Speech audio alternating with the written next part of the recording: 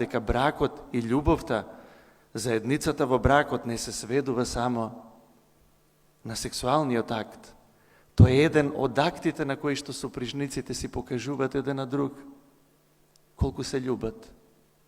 Оти доаѓа и периодот во животот кога едноставно тој аспект од животот веќе не постои. Што правиме? Нема смисла бракот. Еве тука ќе се надоврзам на промискуитетноста, на младиот човек, која што е непрестајно дрогирање со допамин. Понекогаш со повеќе сексуални искуства во само еден ден. Тоа е реалност на младиот човек. И тоа го нарекува водење љубов. И кога ќе треба да се изгради како личност во рамките на бракот, во светата тајна брак, што правиме тогаш?